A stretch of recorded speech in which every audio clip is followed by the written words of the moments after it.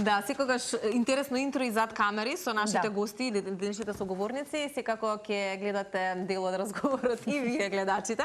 Драго, ние штутрево го поздравуваме Коста Петров. Како ми велиш, на секои 2 години се гледаме така... Нека промоција, на секој 2 години. И некако се погодува, секој октомври уствари промовирам книга. И дури сега приметив дека... Наменски или сосема случајно? Валјда у лето ми доаѓа инспирација и после тоа октомври следува промоција. Супер, да. Денеска е официјалната промоција на книгата 8 поретинаку на авторот Коста Петров. Насловена е Гласот во твојата глава. Ти споменав многу добра символика и осмислена насловна страна.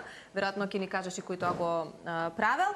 Но, она што сакам да го потенцираме дека книгата е во предпродажба пуштена веќе месец дена, онлайн, и има огромен интерес, и тоа само говори за интересот или апетитот на читателската публика да откриеш што ново сега Коста ќе понуди, а што ќе понудиш ќе ни откриеш и ти сега, а вечерва ве покануваме на промоција од 19 часот во Трикишен бар во Скопје. Но деталите ги оставаме на Коста. Прво да ти честитаме за ово 8 твое авторско издание. Гласот во твојата глава. Да, гласот во твојата глава. Сериозно, некој друго правеш или твое дело е? Немаме на тетоважов дека пред 10 години станува со такви мисли. И сега размислувавме за како би изгледала насловната и некако тоа најдобро го опишува гласот. Вртлок на мисли што константно ти шепотат и да контролираат. И кога се случиве кога беше тој крик во тебе да гласот од твојата глава излезе вака јавно и транспарентно да допре до многу други луѓе, затоа што тоа веќе има можност луѓето кои што имаат набавено или купено онлайн да веќе го прочитаат гласот во твојата глава, за кој што би сакали малку да ни подраскажеш како се создаде, бидејќи некаде гледав на подкаст, каде што велиш дека никој не знал дека е пишувана книгата, зборувам за твоето потесно семејство, и дека е пишувана во исклучително темна, црна атмосфера со слушање на хорор музика. Од каде? Дали гласот во твојата глава, Коста, најчесто е темен глас, негативен глас или? Па, најпрво немаше некој травматично искуство, па сега да седнам да решам и да пишувам книга. Летоска читав неколку книги што се фокусираа баш на тој аспект. Гласот во главата, како те контролира, меѓутоа секогаш беа презентирани од страна на жртвата, односно ефектот кој е на гласот што сака да ги контролира мислите. И онака седејќи на плажа се викам, чекај, сите книги се фокусираат на жртвата. А што ако му дадеме платформа на гласот, тој да ја раскаже својата приказна? И всушност книгата како е напишана, книгата гласот ја раскажува неговата автобиографија. Од моментот кога е создаден, низ историјата како се движи и ги собира сите информации, оди кај баба ми, дедо ми, мајка ми, татко ми и после доаѓа во мојата глава со сите трауми, со сите негативни искуства и се. И како од моментот кога прв пат го слушам, го контролирам мојот живот. И да, темна е приказната, меѓутоа и гласот во главата е многу темен. Зборам за оној контролирачки глас. И сите го имаме. Сите имаме. Во контекст на ова дека сите имаме, Цеце, кога спомена интересот уште пред промоцијата или пред да стигне во книжарите, во издавачките куќи, дека има интерес од книгата, да и веројатно заради тоа што секој од нас го има тој глас во својата глава, но прашањето е колку ни е гласен или колку му отстапуваме простор. Колку го слушаме. Колку знаеме да ги распознаеме, односно чувствуваме, што е она кое што би требало да го слушнеме од внатрешниот глас или гласот во нашата глава и кое всушност стои, дали е нешто што потекнува од нас или е нешто кое што ни е, да речеме, производ од програмата во која што живееме. Веројатно со твоето животно искуство, мислам и животно и професионално и така натака, и зашто и пишуваш и во твоите минати книги, веќе знаеш да го распознаеш гласот во твојата глава. Извини, имаме една мува. Да, дојде гласот. Ако може, во облик на мува. Види, тоа се знаци, да, така. Па не, пред некој ден бе во сите струја снема. Значи на сред гостување струја снема, така. Има нешто има. Да, од преска ни досадува, но како и да ќе игнорираме исто како што некогаш треба да игнорираме гласот во својата глава. Интересно е дека нели на делови е содржината, како го најдов патот до тебе, како што спомена гласот зборува, како твојот ум направив моја тврдина, но ова е твое свесно гледање на и символично представување на тоа што би можел и како би правел со нас гласот или другиот дел, тој темниот дел од себе.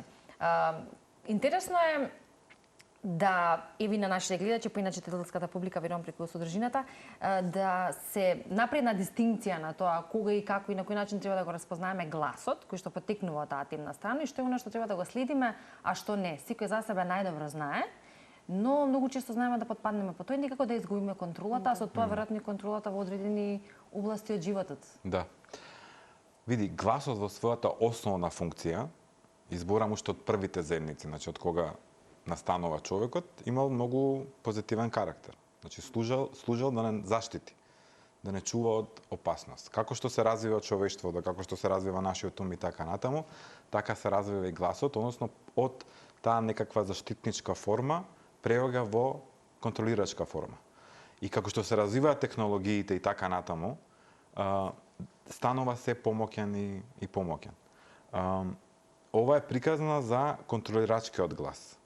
Значи за негативната страна на тој глас, кој што најчесто ние го карактеризираме како мојот карактер. Па е таков сум. Таков сум, тоа е мојот карактер. Меѓутоа прашањето што треба да се го запрашаме, дали навистина сме такви, или тоа се работи кои што ни се шепнати и наметнати од гласот во главата. И најчесто гласот шепоти. Не е тоа глас што онака као аларм ти збори, туку тивко кога си сам, особено кога си во најболните животни моменти, те подкопува уште подлабоко, а главната цел му е да те контролира, и тоа го пишуваме во книгата, да не изгледаш од таа комфортна зона која што има он конструирано за тебе. И тоа го прави на најразлични начини. Од моментот кога се раѓаме, во ситуации кога сме деца и така натаму, неследен из целиот живот и како што ние растеме и созреваме, така и тој расте и созрева. Не е ова книга за тоа дека ти треба да го победиш гласот, туку како да го препознаеш гласот и како да му го намалиш тонот на гласот, бидејќи ти не можеш да го победиш гласот, зашто Во нас е апсолутно. Во нас е, апсолутно, меѓутоа можеш да му го намалиш тонот и да остане само декор во твојот живот. Кога почна ти да го контролираш или тој тебе? Мислам, ти гласот не можеш да го контролираш. Негова главна функција е он да те контролира тебе. Не можеш ти да го преземеш кормилото? Па не верувам. Мислам дека и во тие најтемни моменти на гласот се кријат и можеби најголемите трансформации. Всушност гласот е најмоќен кога ти се случува нешто најлошо во животот. Затоа во таква атмосфера ја пишуваш книгава? Затоа што лично кај мене, меѓутоа и кај многу, Кажи ми која е таа хорор музика, од кај што конкретно беше? Одеме кај мене на Инстаграм, ќе слушнеш моменти. Добро. Тој контролирачки глас е навистина хорор глас. Да. Знаеш, она глас што те вика, нема ти да успееш, ќе пропаднеш, тебе не те бива за ништо, не заслужуваш да живееш. Значи тоа не е глас што се појавува кога тебе се ти е супер, туку кога си сам, кога ги губиш работите надвор од контрола, кога ти треба поддршка, кога треба за нешто да се фатиш, а тој те вика ти немаш никого. Ти си сам. Никому нема грижа за тебе. И така натаму. И сакав да го презентирам на тој начин, затоа што всушност е и таков. Манипулативен, темен. И што е најинтересно, дека без разлика што е толку темен и онака одвратен, пак одлучуваме да го дружиме, бидејќи полесно е да бидеме со некого отколку да се чувствуваме сосема сами. Добро би било и ако постои, јас сметам дека постојат фактори кои што влијаат на тоа колку ќе биде силен тој глас, почнувајќи од нашето постоење или од детството, па понатаму низ животот.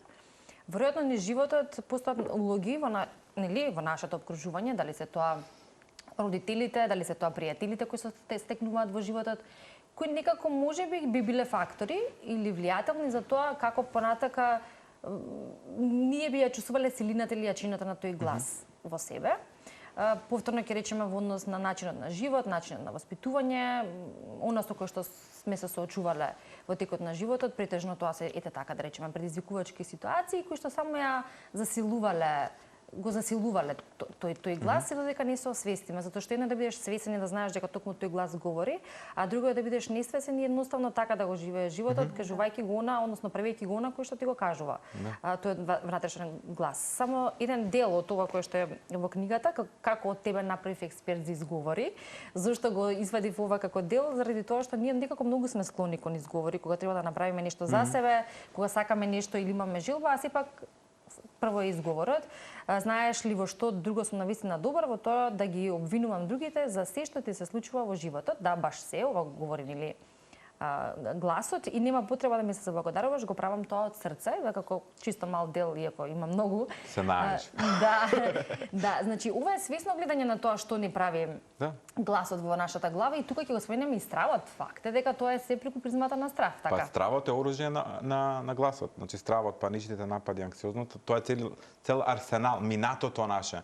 Тоа е арсеналот на гласот со кој што тој упорно не контролира. За првиот дел од прашањето баш имаме на цело поле кај што гласот вели: пред да дојдам од твојата глава, живее во главата на мајка ти, на татко ти, на баба ти, на дедо ти, ги собрав сите нивни трауми, и ги донесов кај тебе. И сега најчесто со ова работи што на пример ти се случувале тебе, ама ти не си приметил. И на пример кај мене секогаш било баба ми и дедо ми на пример, они многу млади си имаат престерано во Швајцарија. Имаат работено се живо и диво за да изградат 2 куќи во едно село Гостелар во Беловиште, и тие куќи да им се апсолутно се. И сега кога почина, никој не живее во тие куќи. А они животот го да. Меѓутоа што ми беше од нив несвесно наметнато е: ти мораш да се мачиш за нешто да постигнеш. Мора тоа да биде откажување од фамилија, од семејство, мора да биде работа по 20 сати на ден. Зошто? За да создадеш нешто што ќе за да добиеш валидација од другите.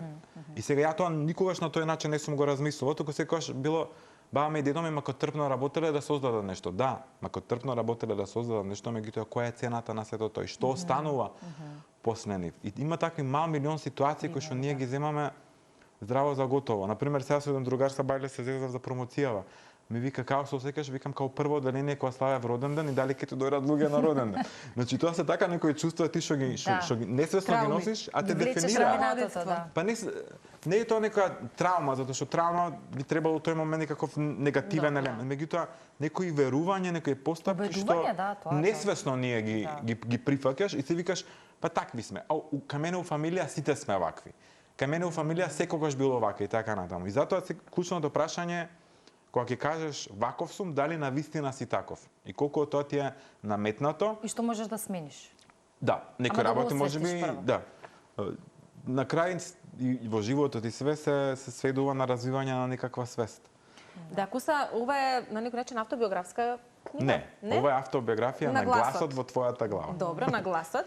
Сега, еден од слоганите конкретно за твојата книга, за гласот во твојата глава, е дека ова е приказна за најтешката битка што сите ние ја водиме, тоа е битката со самите себе. Дали за тебе лично е тоа најтешката битка? Па да. Мене нашто многу често ме прашуваат: како се справуваш со хейт коментари? Ја викам: знаеш кој е мојот најголем хейтер? Јас самиот себе. Никој мене не може да ме навреди, повреди толку што јас самиот себе можам да се повредам. Или ако поверуваш во тие коментари? Па не, затоа што ако веруваш во тие коментари, тие се рефлексија на тоа што ти чувствуваш за себе. Да. И гласот е ти го повторува тоа. Гледаш ваков си, ова е вака и така натаму. Така да пак се сведува на тоа дека гласот сака да не манипулира и да не контролира. На страна од хейт коментарите со кои што многумина се соочени, имаш и ти следбеници, луѓе кои што ги читаат книгите, очигледно во голем број, со оглед на интересот и за конкретно последнава, и веројатно прашања кои што се упатени до тебе. Секогаш кога имаме можеби слични работи со кои што се соочуваме, а за гласот во нашите глави веројатно сите, комуникацијата меѓусебна, поддршката, па можеби некоја информација плюс е добре дојдена. Претпоставам дека тоа е случај кај тебе со оние кои што се твои читатели, читателска публика, тие со кои што комуницираш и на дневно ниво, луѓето кои што те опружуваат и така натака. Ова го поставам како прашање зошто? Заради тоа што некако мислам дека живееме во време каде што имаме толку многу фактори да биде силен гласот во нашата глава, што и тоа како ни треба начин да го освестиме и да го контролираме. Кои се најчестите прашања кои што стигнуваат од тебе? Дали си изненаден или ти е очекувано што и младите личности во денешно време апсолутно се соочуваат со тие Па предизвици? ти е најмногу. Да. Знаеш што е најтажното? Свакаш дека колку луѓето немаат околу себе круг во кој што може да ги споделат најтемните мисли. Јас сум најблагодарен кога ќе ми пишат и кога ги споделат нивните стравови и така натаму. И секогаш ги читам, се обидувам да одговорам. Меѓутоа, оно што го приметувам дека најчесто многумина од нас секогаш сме опкружени со луѓе кај што ние можеме да искачаме, да се зезаме, све да биде супер. Понекогаш и да глумиме дека е се и супер. да глумиме дека е супер. И пак тука гласот неконтролиран не обкружува со луѓе кои што нема да не дозволат да растеме. И мене тоа ми е најтажното и секогаш ги прашувам дали имаш барем една личност блиска во животот со која што можеш за ова да разговараш. Освен она професионална помош кога некогаш е потребна и така натаму. Да, со стручни лица. Да, со стручни. И јас секогаш постојат стручни лица кои што учеле, кои што работеле за ова и тие најмногу можат да ти помогнат. Ова е само моје видување на работите. А што е одговорот од луѓето дека немаат таква личност? Најчесто се плашат. Немаат Најчесто доверба, мислат дека може само би. нив и дека само нив им се случува. Да. Еј, баш прочитав за ова сум ја. Викам, сите сме. Да. Сите сме. Јас сум решил да зборам за тоа. И ти мислиш дека само тебе да се случува, ама апсолутно на сите не се случува. И затоа секогаш ја зборам дека најбитно е опкружувањето твое. Значи ти мора да создадеш круг каде што ќе можеш да збориш за овие работи. Јас со моите пријатели секојдневно и се зезаме, ама избориме, значи некогаш идеме од такви темни теми, викам ај доста, викам. И секогаш после тоа пројавува некаков хумор. Така некако се бориме со тие темни мисли. Меѓутоа мораш да создадеш круг каде што ќе ја покажеш твојата автентичност и онаа позитивната, меѓутоа и она што е болката во тебе.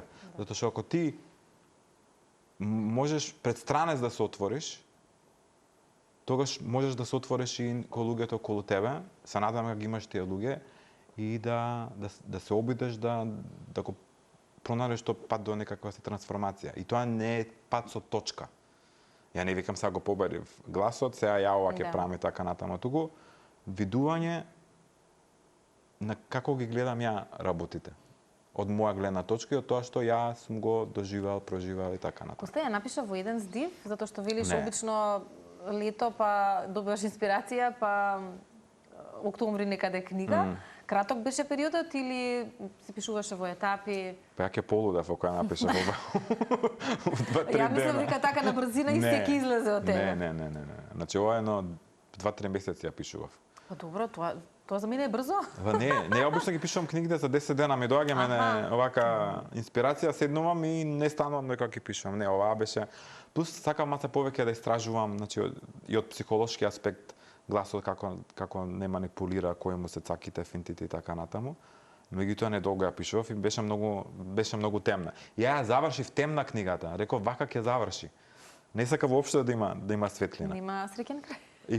Да, се земавме со гласот и живеевме среќно до крај на животот. Да. Не. И ти тоа е на некој начин не траума, но некој сеќавање од детството. И црн хумор за Да. Ама интересно е што кога читаш книгата само гласот збори. Ти како читател не можеш обракаш на гласот воопшто. И кога завршив книгата реков па не може вака да заврши книгата.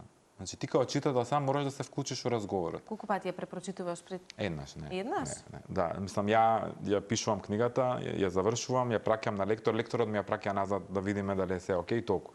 И најверојатно нема никогаш повторно да. Ама така ми е со сите книги. Значи јас кога ја ставиш точката, стае на точката. Зашто ако се навраќам ќе менувам едно 500 работи. Ама што ми беше целата поента дека на крај одлучив и читателот да се вклучи во разговорот со гласот. И всушност и тогаш во книгата онака го снемува мракот и доаѓа светлина. Интересно. Секој веројатно треба да најде својата светлина кога зборуваме и за најтемните периоди или моменти во животот, бидејќи тоа е дел од животот. Кај што постои мрак, постои светлина. Така е, да. И ако се фокусираме на светлината, веројатно и да поминуваме низ мрак, полесно е да го видиме таа светла точка. Но дали низ минатото и пишувањето и твоите претходни книги тоа е твој процес на трансформација, ако може така да го дефинираме, во смисла на тоа дека ако ги забележуваш работите кои што или секој од нас индивидуално за кои што сметаме дека се негативни, ги освестуваме, треба да се трансформираме со одреден начин или метод кој што можеме да го слушнеме, да прашаме, да го најдеме и понатака да го живееме вистинското јас или оно кое што сакаме да бидеме. Какво е твоето чувство од годините најназад преку живењето, пишувањето, инспирацијата и на крај оно кое што го создаваш, тоа си ти како личност, за работите кои што ти биле можеби од поколенија, односно од оние кои што како филат и науката вели генетски се пренесуваат, а сакаш да ги менуваш со текот на времето, па и тоа да го пренесеш и на или имаш ти киркичка, односно во смисла на позитивна тинејџерка информација. Да. Знаеш што е интересно, секоја претходна книга мене ми била напишана од кога нешто ќе сум доживеал, проживеал и онака процесот поминува и сенаш пишуваш, оваа се ја напишав чисто ми дојде инспирација и тоа е тоа. Има дел од мене во книгата, ама не е секој дел мој. Многу интересно, мајка ми ја читаше книгата и ми се јави сине, ти ова си го доживеал? Пошто сите други книги се апло, онака, викам, немамо, викам, некои работи ги имам преживеано, ама викам, некои работи се, викам, општо, значи, тактики на гласот. Добро сине, добро, да не се секира. Ама, и тоа е целата поета на книгата, 360 степени да го покаже гласот. Пошто кај сите различно зборува, меѓутоа има и на нишка што не поврзува апсолутно сите. Коста вечера промоцијата, се останува чувството дека се плашиш дали ќе дојдат луѓето како на роден ден? Види, тоа е позитивна трема. Убаво е да ја имаме, бидејќи ние сме си најголемите критичари, како рековме, најголемите хейтери. Како ти е замислена промоцијата? Ќе има некои, да речам, можеби споделување вакви слични приказни како денес тоа што го направи тука? Па не, вечерва не ќе зборуваме за гласот, ќе биде онака релакс дружба и после тоа нека идат дома сите, нека се строматизираат од книгата. Нека почнат да читаат. Последната ног пред новата траума. Неверојатно, ете, со самото читање на оваа книга и свестување на засвинен глас во нашата глава, колку често му даваме простор, колку често го слушаме, кога треба да го слушаме, а кога не. Тоа е нешто со кое што се раѓаме, со кое што живееме, ама апсолутно сме мукни да го контролираме, само треба да бидеме свесни. Така може тоа да го извлечеме како дел од книгата, иако имам доста што да се прочита. И најглавно од се, дека сите ние сме многу повеќе од гласот во нашата глава. Да, точно. Никогаш само треба некој да ни укаже. Самите себе треба да си укажеме. Коста, се гледаме за 2 години? Се гледаме октомври 2027. Може ќе се видиме и со други поводи. Да, затоа што си еден од најчитаните и најбарените автори, па убаво е да имаме вака почесто дружби, затоа што си инспирација за голем дел од луѓето, читајќи ги. Фала ви на гостопримството секогаш. Благодариме на гостувањето и на времето, успешна промоција вечер и одлична дружба.